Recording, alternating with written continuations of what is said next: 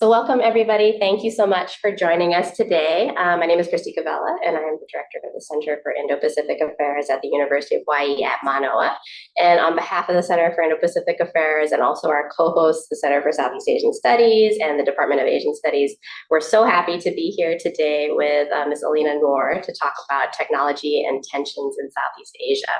So Ms. Noor has a lot of accomplishments, but I will just give a brief bio. She's currently Senior Fellow in the Asia Program at the Carnegie Endowment for International Peace, where she focuses on developments in Southeast Asia, particularly the impact of and the implications of technology in reshaping power dynamics, governance, and nation building in the region.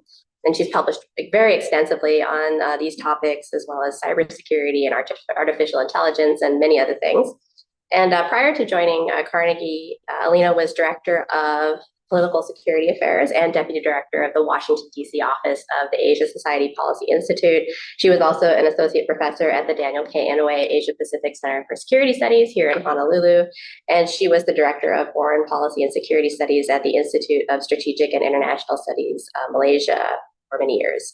So we're so happy to have her here today. She's going to talk for about 30 minutes, and then we're going to have a moderated discussion. So for those of you in the online audience, please feel free to drop your questions in the Q&A box at any point, and we will incorporate those into our discussion. So without further ado, I would like to give the floor to you.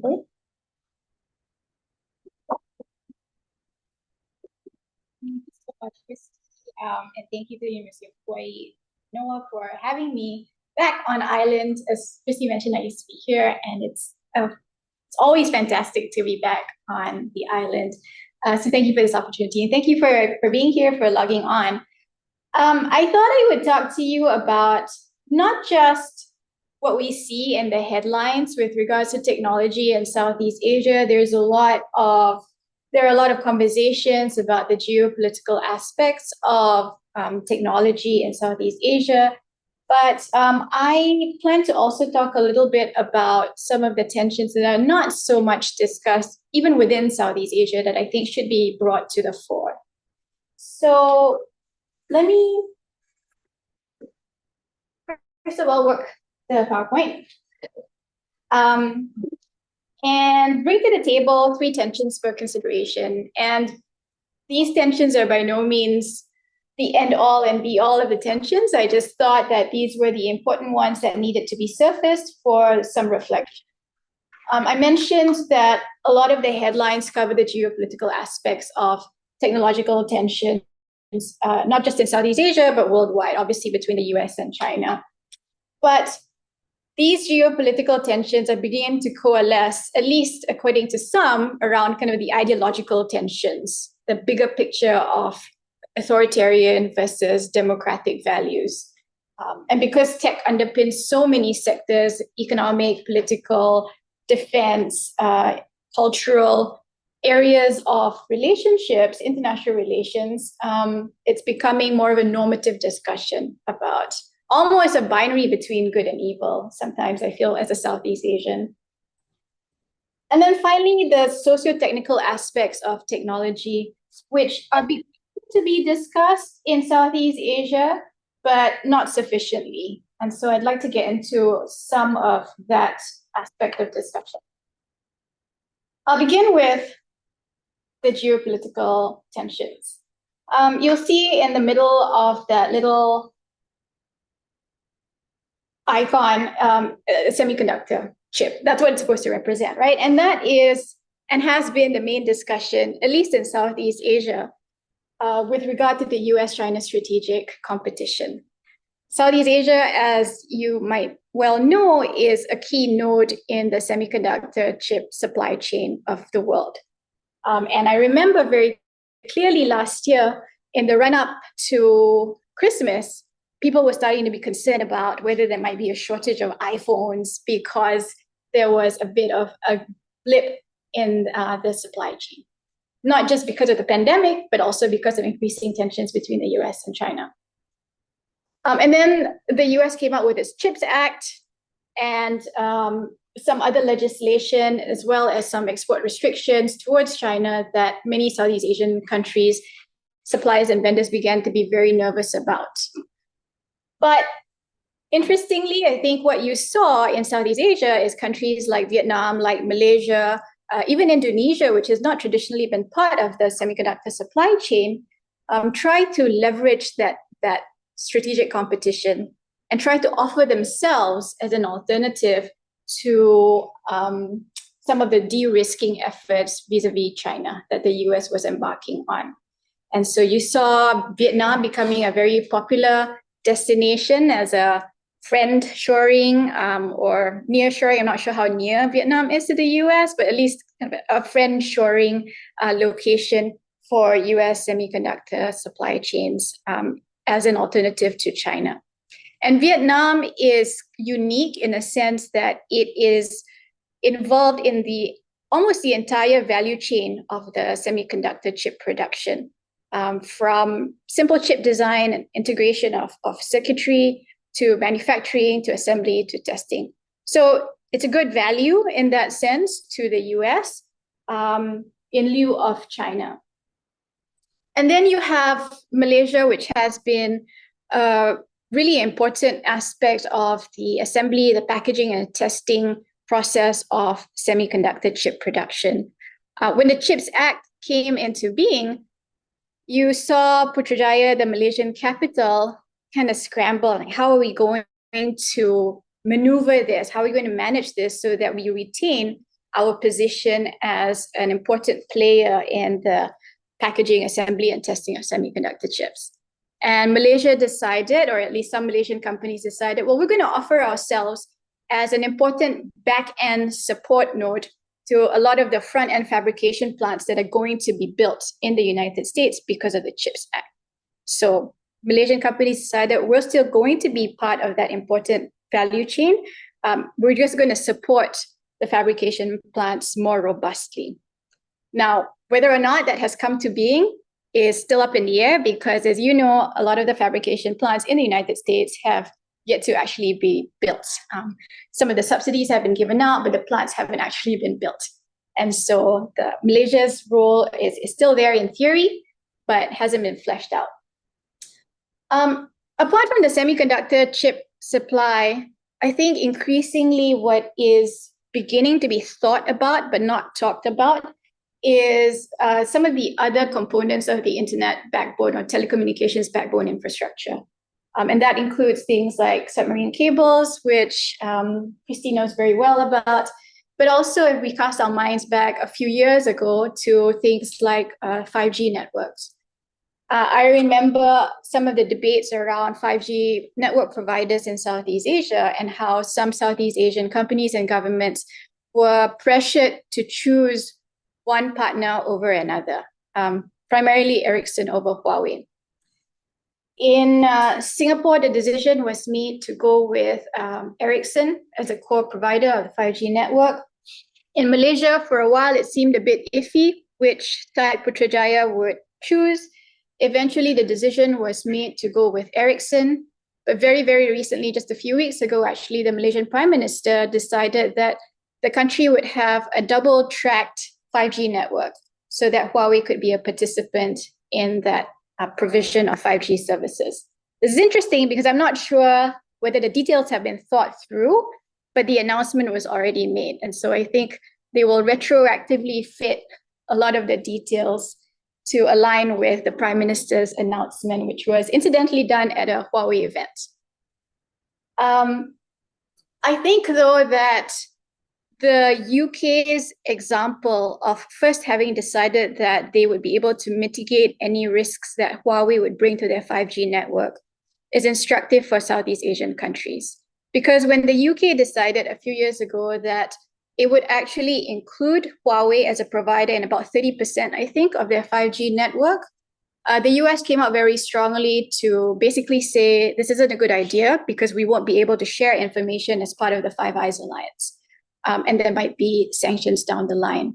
And so the UK was actually forced to U-turn on its decision, and they decided to go with Ericsson instead for the provision of their whole 5G network.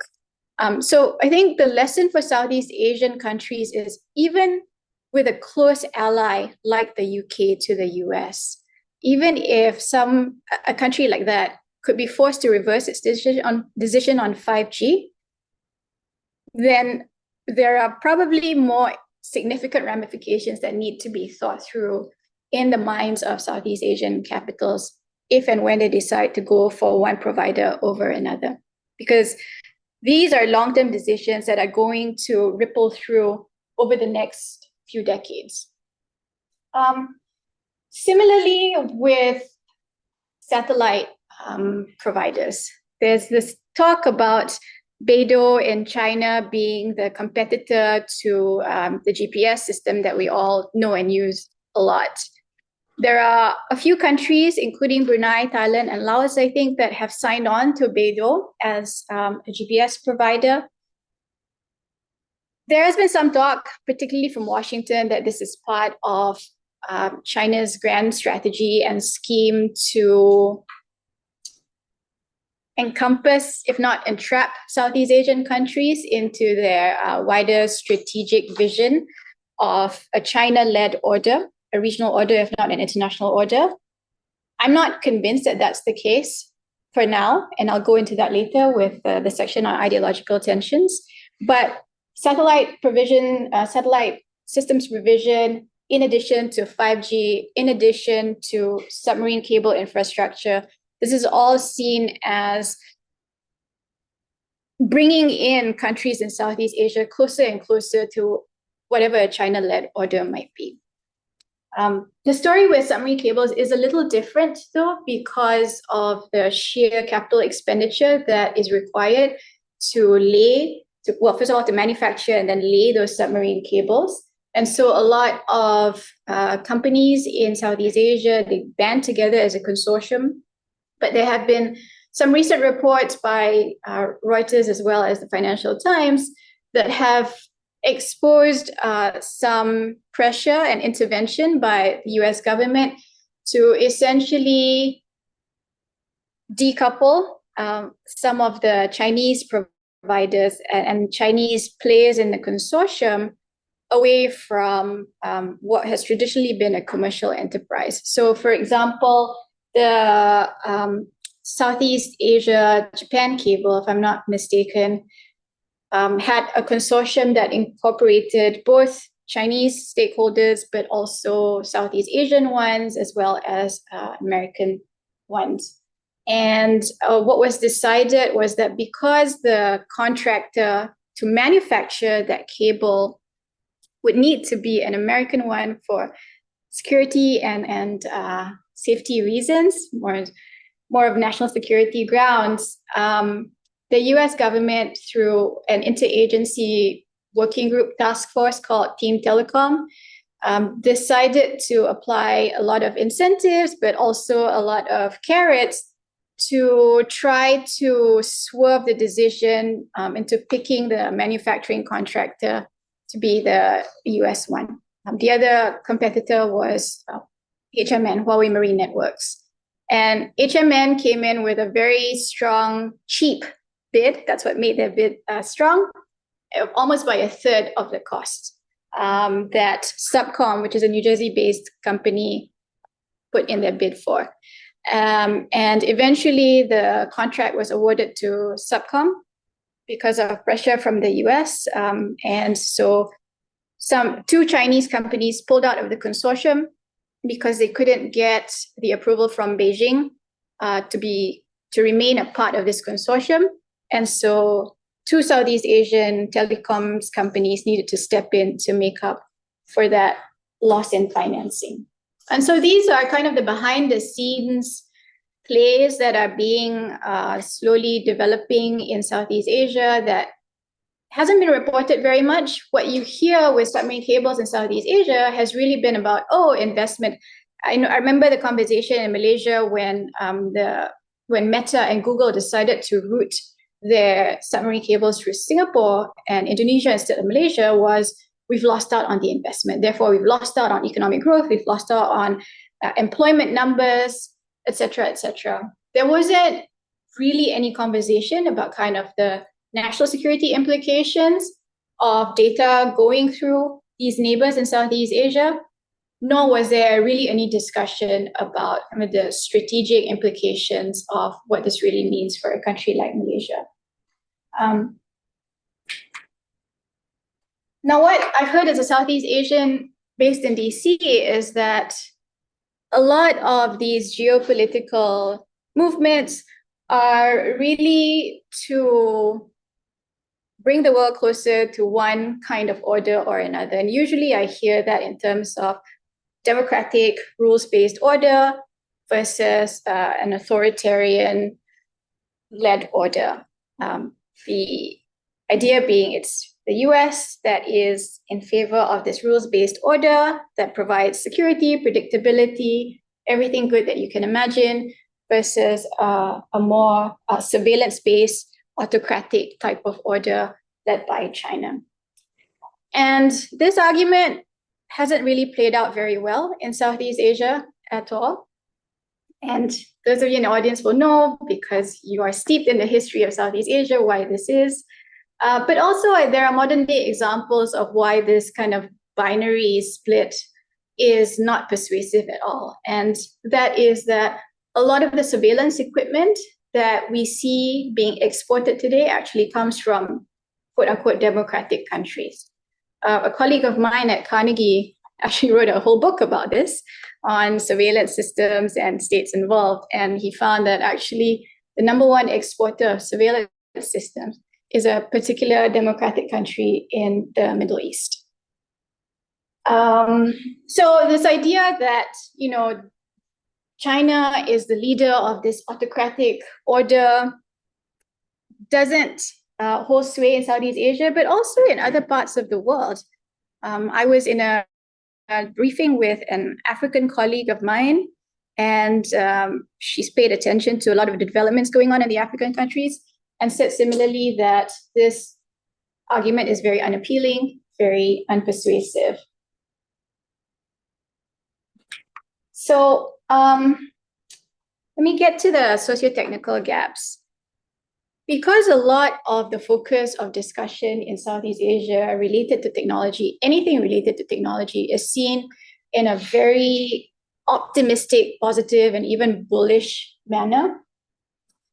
A lot of the focus is on numbers, and on economics, on the commercial gains, on the investment appeal. And so the bullishness you see is reflected in the number of policies, number of strategies, blueprints in Southeast Asia related to all things tech. There are at least 5 countries in Southeast Asia that now have AI strategies. Thailand has its Thailand 4.0 in reference to the Industrial Revolution 4.0. And Singapore, of course, has its ambitions of being a smart nation. And so it's techno-optimism that basically frames the conversations in Southeast Asia. You see, for example, corporations throughout figures, everybody in Southeast Asia who works on tech quotes the numbers in this report by Google, Bain, and the Temasek Foundation, right? And the numbers are something along the lines of 10 to 18% GDP growth contributed by the digital economy through to 2030 that will result in about $1 trillion GDP growth in the region. Pretty staggering numbers.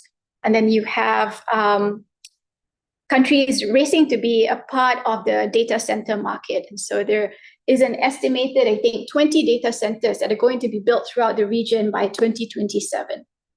And all these numbers sound great because the assumption is that as long as there is an upward trajectory to growth, everything will be fine, people will be happy, there'll be a better quality of life, there'll be more people able to sell their goods and services on e-commerce platforms. And the sole goal of getting as many people onto digital platforms as possible is to for them to have better access to education, health, and financial services online, but also in order for them to be able to trade whatever they want online. And we saw this at the height of the pandemic, really. So there's a lot of enthusiasm related to tech in Southeast Asia, but not enough discussion on the risks of tech. And these risks are being discussed in places like the United States. because of the multiracial component of the country. And it boggles my mind that we're not having similar discussions like this in the multicultural countries of Southeast Asia. So we talk about AI in glowing terms, right? Like AI will solve all our problems. We have AI algorithms that are already being incorporated, that are being used in court systems in Malaysia, for example, with regard to criminal offenses, helping judges decide what kind of sentencing to mete out to drug offenders, to convicted rapists, for example.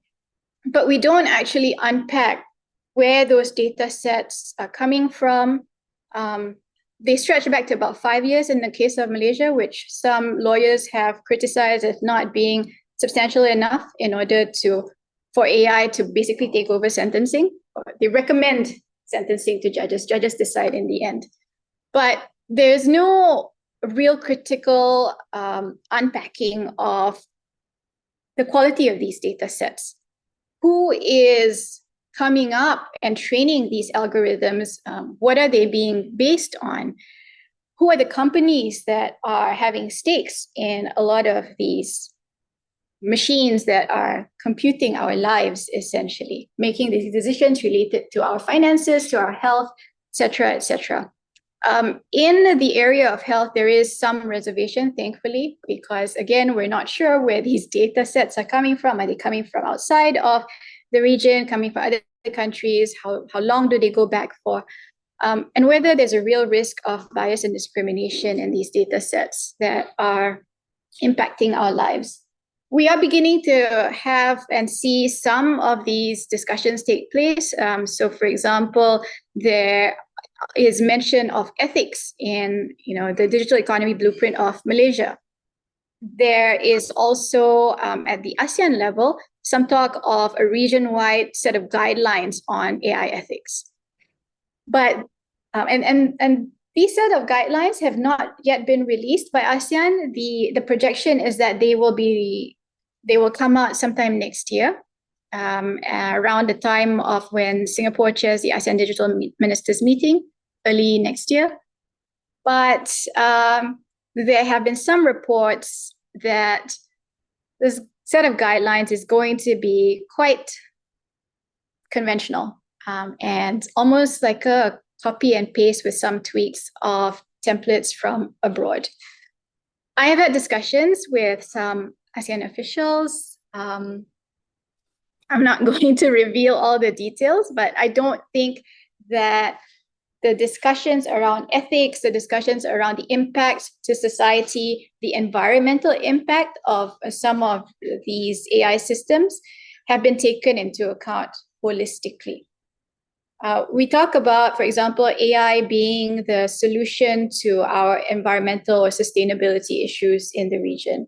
AI for agriculture, green AI, AI for green, right?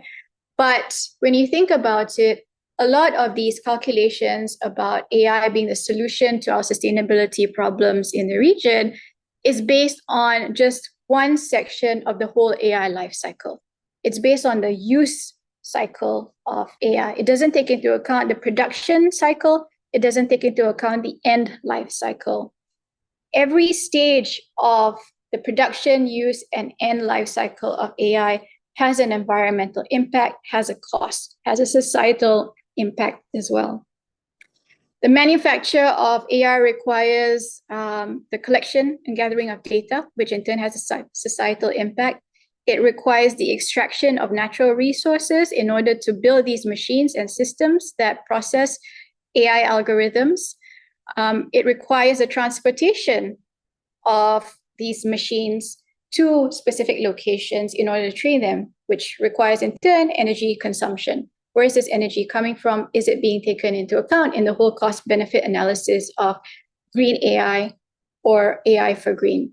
So when we hear stories about greener AI or greener data centers, for example, are we really thinking about just the energy consumption and the greenhouse gas emissions that are being released from these centers? Or are we taking into account kind of the pre-use phase, including production, manufacture, et cetera, of these systems? And then what happens at the end? when these systems are outdated or they're no longer able to be used, what do we do with them? There hasn't been enough research and data on what is being done with them. And so all these questions around technology haven't, in my opinion, taken sufficient account of what it means for the people and the environment of Southeast Asia. There is a joke that you might have heard about the tech industry being the only other industry that uses the term people as user. It refers to the people using technology as users and consumers, right? The only other industry that does that is the drug industry. So I've said this in front of my friends who work in tech. They think it's funny, but they also realize the truth in that. And so this idea of the people as users, as a market base for whom to sell products to, is something that we in Southeast Asia have taken on ourselves. We market ourselves as a market of 750 million people. We market our resources. There are countries in Southeast Asia that talk about, the nickel that we have, in order to manufacture these lithium batteries. But we don't talk about the very dirty processes to upvalue those natural resources in order to make greener EV batteries, for example.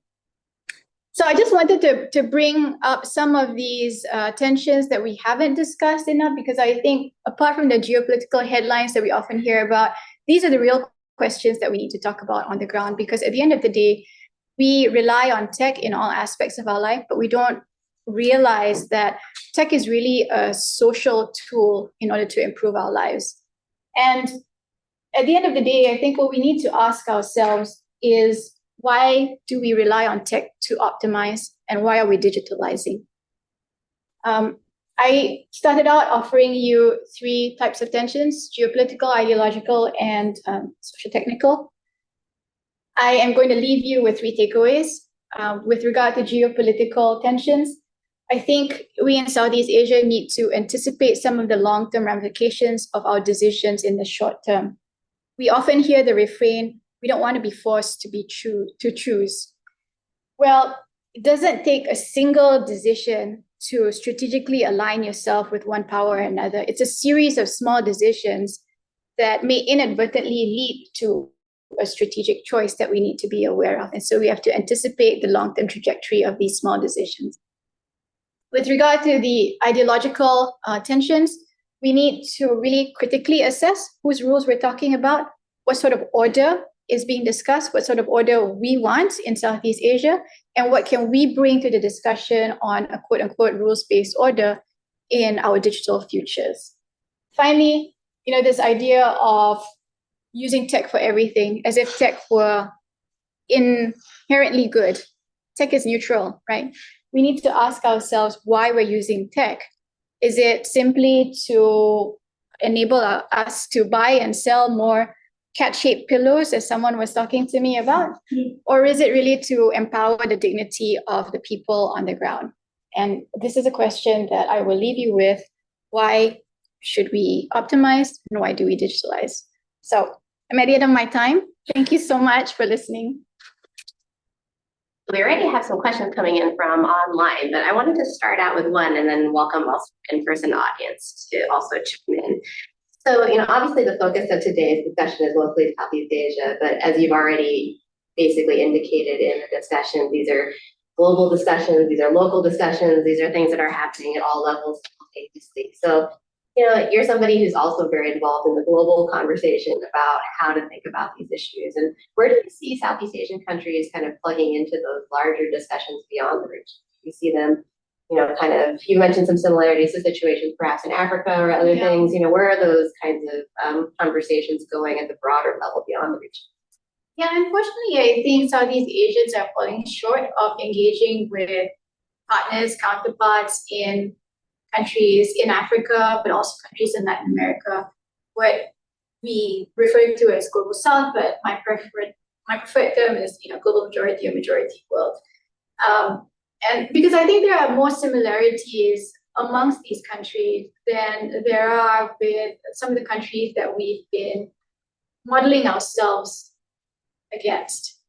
And it's fine, it's worked for us so far. We see the model of development as European countries, we see the models of development in the United States. And I think it's worked for us so far. But the question for Southeast Asians now is, will it continue to work against the backdrop of climate crisis, but also a fragmenting landscape with regards to tech? And I don't think it's sufficient to look to only one part.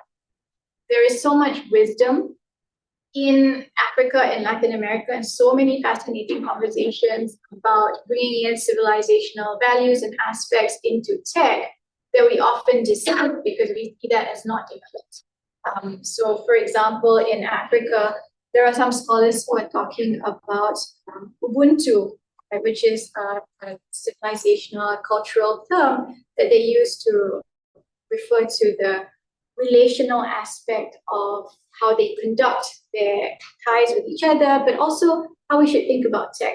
So this goes back to my point about tech not just being tech, it's a social tool. And from the design stage to the deployment stage to the end stage, we need to think about how it relates to us and how it relates to the environment. Understood. Are there any questions from in the room? Yes, please. Thank you for your talk. I really enjoyed it. There were two quick things. One was, you had your section on ideology was very short, and I just wondered, is the implication there that ideology is kind of mirrored over geopolitics? That's what's going on there.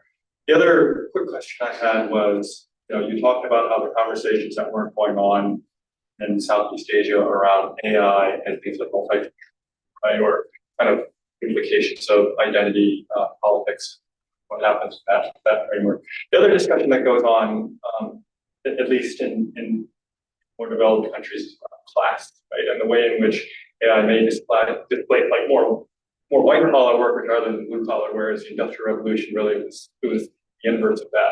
And I'm just wondering, are those conversations happening in Southeast Asia, and also are the implications different in Southeast Asia, where maybe you have less white collar workers, right, as a function, of the larger population?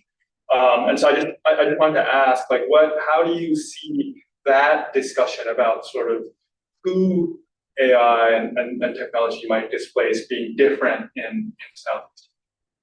Yeah, those are two really important questions. I think how much time I spent on the ideological tensions bit of my presentation is quite symbolic of how much value we give to those discussions.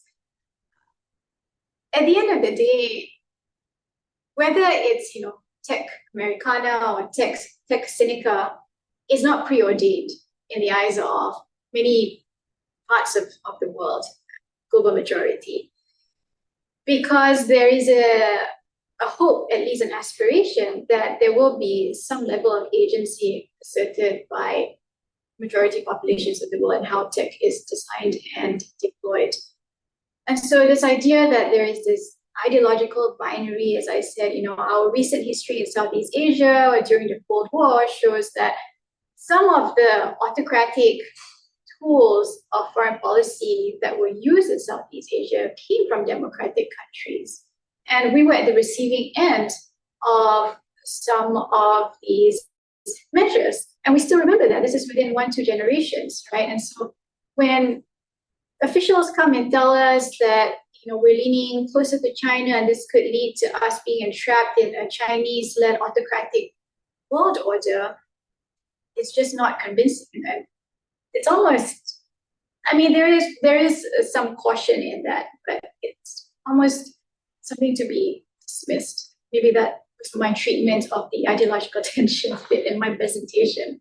But I think your question about the stratification of class by AI is something that is beginning to be discussed in some countries in Southeast Asia, not all. But that conversation is usually led by consulting companies. And because they're the ones who are engaged by white-collar workers, white-collar organizations, in order to figure out what is in it for them with AI and might be displaced. The conversations with gig workers around ML machine learning and what that means for their lives, working as delivery riders for Gojek or one of the tech unicorns in Southeast Asia is a little more basic. I can use that word, right? It's not having their lives run by a local tech unicorn that acts in the same way as a global unicorn. It's protesting, and we saw this during the pandemic. There was quite a number of Gojek riders actually that rose up in a way to protest against some of the ridiculous hours that they were being assigned, even though it provided them some level of dignity in terms of how long they could work for, how long they could choose to spend with their family. This is a difficult balance because I talk a lot about tech being used to empower people's lives and dignity. So on the one hand, being a gig worker affords you that freedom, affords you that dignity. But on the other hand, if your lives are being controlled by algorithms and machines, then what dignity is there in that? We haven't really had those discussions in any depth in many Southeast Asian countries. There's been too much optimism around tech so far. Thank you for bringing that up. And to be fair, I think those discussions are very underdeveloped in a lot of places. I think we're not even really having them in the US to a sufficient degree for the amount that we're starting to see the way that these technologies are permeating various parts of life. We have a question from the online audience that is kind of related. So with regard to the AI, they ask, how much should we trust it? So you mentioned using it in the justice system, et cetera, but it kind of gets to those questions you were just talking about, about dignity and values and things like that. What is your stance on that, at least at this point of development? And I think we should see tech for what it is, and it is a tool. We need to question the data sets that are underpinning that tech. We need to question the values that are being taught in engineering classes to code some of these algorithms. It used to be a purely mathematical equation of how algorithms, it still is, how algorithms are designed and how they're trained. But increasingly, at least in some countries in Latin America, there is an understanding that you need to bring in discussions on ethics, on cultural values, even on history, in order for engineers to do a better job of coding. There's still a split between the coders on the one hand and kind of the social scientists on the other hand. And never the twain shall meet, right? But I think there's greater awareness now that we need to have these interdisciplinary conversations in order for tech to work in a social setting, which is what it does. So how much do we trust tech? Trust but verify, right? That's the kind of the cybersecurity mantra, trust but verify. That's a good question. Thanks so much for your talk. It's not in my field and it's very stimulating, but I am an anthropologist, so one of those social scientists. And a couple of questions that come up. One is broad, which maybe you'll address. Second is, what extent is it even realistic to expect ASEAN to make region-wide decisions about these things? But at the more local cultural level, is it possible when you say that technology is so socially driven that Southeast Asians shouldn't just be consumers, that they need to have a much more active role in producing the kind of AI they want, right? Because it sounds like you have consultants saying, here are products we can bring in, but not Southeast Asians saying, this is how we want to design the AI we like, that we think is appropriate. Absolutely. There's also the assumption that everybody wants to be and should be on digital platforms, and that's not the case. Mm-hmm. There are indigenous communities that prefer to not be a part of the digital ecosystem. What do we do with them, if anything at all? It is a difficult question at the policy level because on the one hand, you want for them to enjoy the benefits of the digital landscape. I'm not saying there are none. I've come across as a bit of a party pooper, but of course there are huge advantages to that tech brings to whole societies. But what if people want to opt out? Or they want to govern data in a way that respects their own traditions and cultures. So we've seen this in particular with the Maori community in Aotearoa in New Zealand. And I think looking to communities like that, in addition to whatever developments are going on with GDPR, for example, in the European Union, or looking at some of the legislation relating to data that are developing in some states in the US, is helpful because it broadens our perspectives beyond the assumption that everybody wants and should be on the digital. There are whole centuries of grievances that need to be addressed with those that have already been marginalized in society, that are going to be entrenched in tech through digital means that we haven't even considered. You look through some of these blueprints and strategies, that's the assumption. 90% of people online by a certain date. Growing the economy, including, and that's the idea of inclusion, without really questioning what inclusion really means to the people who are supposed to be included. And so I think having these conversations with anthropologists, not just with industry, we always say that public-private partnership should work, could work, has worked, but we don't take into account the people aspect, that is the third P, public-private people partnership, because it's just easier to move on. And I feel in Southeast Asia, we're on this race towards what, I'm not sure, but we're in some kind of tech race in order to meet some kind of goal that we haven't quite fleshed out. We have a question on the strategic environment and comparing Taiwan and Southeast Asia. So the audience member asks, how do we compare Taiwan and Southeast Asia as nodes in the chip value and supply chains? Yeah, I think they're at different levels of the supply chain. So a lot of Southeast Asian countries are not quite at the level of sophistication that Taiwanese companies like TSMC are at. And so, I mentioned Malaysia, we really are just involved in the packaging, assembly, and testing. We're not quite at the chip design. We're not at ASML level in Netherlands, not on par yet with the Taiwanese. So we all have our complementary roles to play in the supply chain, so nothing competitive. So sort of slightly different angle, but thinking about the same kinds of interrelationships, another online audience member is wondering, what is the main challenge for Southeast Asia to reach solutions to choke points in ports and transportation services, climate change? Maybe ports and transportation services first. That one's maybe a little more straightforward. So I don't think the connection has yet been made. And this is why I say we need to have a more comprehensive discussion about the whole tech value chain in Southeast Asia, because a lot of these discussions are treated in silos. We talk about submarine cables as just one part of the discussion. We don't talk about kind of the transportation nodes, whether it's the landing points, yeah, we cover that in the submarine cables discussion. But we don't talk about kind of the data flows, the transportation of the components that are needed to build these cables, et cetera, et cetera. So short answer is haven't combined those little nodes of the whole discussion thread just yet. Still in early days. And if the in-person audience, if there are any more questions, please raise your hand at any point. Yes. I have a question. Just more kind of like specific about the Starlink and kind of like here, kind of like the company. How does this kind of like interact with the US kind of like government delivering kind of basically the question is kind of like more related to conflict scenario in Myanmar, especially after the coup. There are kind of like shadow governments.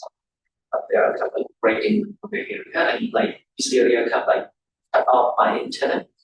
So basically they try to reach kind of like the Starlink to kind of like access the internet in this area.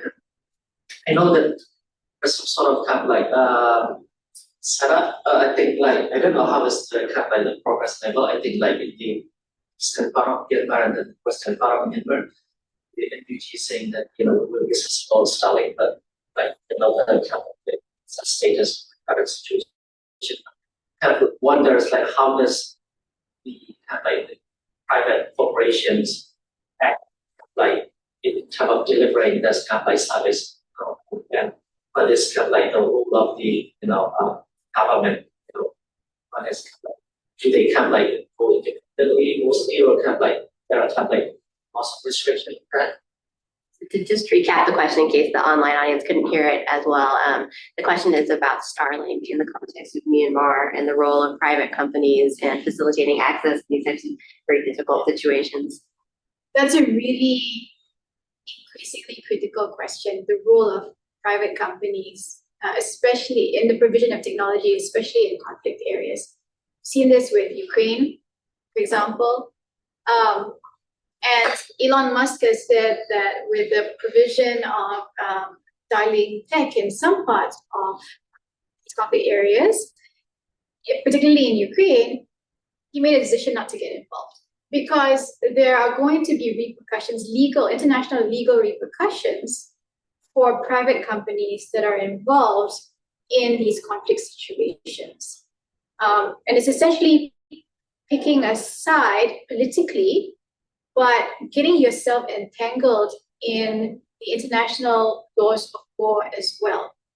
And that latter part, what is the responsibility of private companies in conflict situations, is still being grappled with by international lawyers, because usually you have state and non-state actors involved in these conflict situations. The non-state actors could involve private sector companies.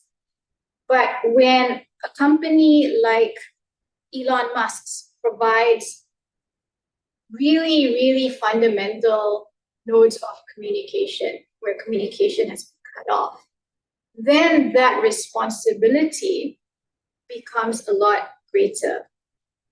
Does it, if, for example, Starlink has a contract with a particular government, right, then it becomes also it involves a state responsibility, and it gets it into a whole set of other international legal questions when it comes to whether war crimes have been committed, who is responsible for these crimes.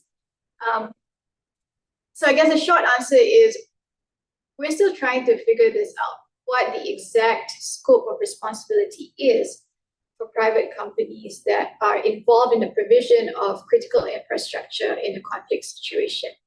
It used to be that it was clear-cut, it was states that provided this critical infrastructure. Now, increasingly, it's private sector companies. So there are rules that apply, but how they apply is still being debated. So on that note about private-public sector relationships, I mean, a lot of the US policies or other countries' policies too around economic security, reshoring, friendshoring, really depend on the private sector in order to cooperate and to change their behavior. So one person from the online audience is wondering, do you think the US reshoring of advanced chips manufacture will work? And to what extent? I guess it depends who you think it should work for. Right? If you think it should work for the US, then possibly it's a diversification strategy. Now, whether it will work for Southeast Asian countries depends on how Southeast Asian governments are able to maneuver some of these commercial plays that are now becoming strategic plays. And so this goes back to my point about needing to think ahead. Is it enough for Southeast Asian countries to say, oh, we'll leverage on the current competition in order for us to make money in the next 10, 20 years so we can grow our economies for that duration of time? But what happens after that? What happens if the strategic game has moved on to something else? Are we just going to be in a reactive position as opposed to a proactive one? So I guess at the end of the day, it depends whose side you're on or whose side you're thinking of in terms of what is going to get you. I mean, I think that's a good point. I think with a lot of these reshoring and kind of supply chain policies, there are vague goals about what exactly needs to be resilient and where, you know, the different benefits aren't necessarily. But the consensus seems to be that there's a source of danger that needs to be minimized, but beyond that. Because in 30 years, Beijing and Washington could be best friends. You never know, right? So then we have another question relating to these broader US-China competition questions. So one person from the audience asks, are the tensions in the South China Sea also influencing the digital equipment choices of some Southeast Asian countries and the way they see Chinese technologies? I know you've done work on the South China Sea. We've seen it back in the news recently, just in the last week. But how do you think the tensions in that issue area play into these other choices, if at all? I think there are no easy choices, right? Regardless of what tech you get from which country, is going to have an impact on your tactical as well as strategic choices. So you could have supplies from Cisco and powered by Microsoft, et cetera. On the one hand, you could have Huawei providing your 5G network with whatever Chinese application that might operationalize the tech systems that you've chosen. At the end of the day, if a Southeast Asian country is not aligned to one another, in theory, it's not going to have an impact on how you deploy that tech. Granted, there are Southeast Asian countries that have overlapping claims and disputes in the South China Sea with China, and therefore there are precautions that need to be taken in that regard. But it doesn't necessarily mean that one set of tech systems is more secure than the other. And I think 2014 with the Snowden revelations kind of proved this. We've had a lot of advanced persistent threat activity over the last 20 years in the South China Sea that so happened coincidentally parallel a lot of the buildup with artificial islands that we've seen in the South China Sea. So you can make a case that the cyber operations that have been conducted over the past 20 years have paralleled the increased activity at sea because of intelligence information collection. Whether the information collection was done with Chinese tech or with US tech or European tech, Japanese tech, is almost inconsequential. Because I think the assumption in many Southeast Asian countries is that everybody's spying on everyone. And that's just the reality of it. So yes, it's a concern, but it's not a primary concern where we get on tech from. We're coming to the last 5 minutes of the event, so let's take any last remaining questions from the audience, and we have one from the online as well. Hello, thank you so much, Carrie, for your presentation. Good to see you again. We saw each other in this and actually in the US assets, in the Europe also, but we are finalists. This question, this topic of technology came up for friends. A lot of in the former ambassadors and business leaders, they came and they talk about how this is concern in Southeast Asia because they're saying the US is not doing enough and China is doing a lot. How they're very disappointed that the Biden administration is not doing enough. And then they talk about this US ASEAN comprehensive strategic partnership that came out last year, I believe, or this year. I'm not sure. And investment in technologies are one of the biggest one, and how they talk about we need to go back to this comprehensive partnership. We need to look at this document. We need to invest more in technologies.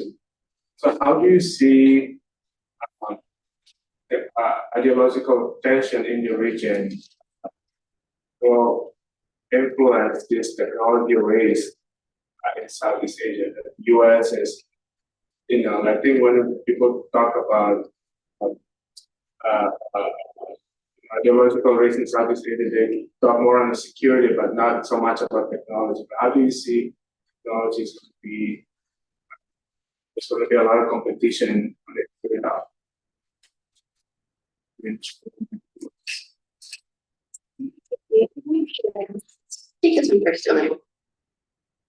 So I think if recent trends remain, then Southeast Asian countries are going to try to get whatever best deal is in their national interest. Whether these national interests coalesce into a regional interest is a whole other discussion. But there is interest from individual member states of ASEAN to come together as a grouping to try to cohere their various interests into something more solid at the regional level. But in the short term, I think these decisions related to tech are going to be made on the basis of what can it offer my economy in the next 10, 20 years. Unfortunately, it's a little short term, but because of the various domestic political situations in each Southeast Asian country now, there are several countries that are coming up for elections in the next few years. It's going to be driven by how much of the GDP can be grown from different tech systems, investments over the next few years. So the ideological part doesn't really play into it because government people simply don't buy into that argument, but also because the economic priority overrides kind of these ideological discussions that are coming from the outside, honestly. So the last question that we have from online that we'll wrap up with is a very broad one. So the premise is that tech deployment means a behavior change to accept it. So they ask, is tech actually segregating or uniting the world? Big question. I would say both. I mean, I think you see particularly with content related developments in the tech space, misinformation, disinformation, that's definitely polarizing many countries and the world. Saw that in the pandemic, you're seeing this now with the different conflicts playing out in the world. But tech is also a tool to unite. And the same types of content applications that divide can be used to unite if done right. So I go back to my premise that tech is really just a tool. It's how we use it. It's based on our societal values, on how we treat each other in society that are going to influence the deployment of tech. It was very diplomatic and fairly positive. So I think a good place to end the event. But thank you, Elina, again, for taking the time, and for everybody who attended in person online. Thank you so much.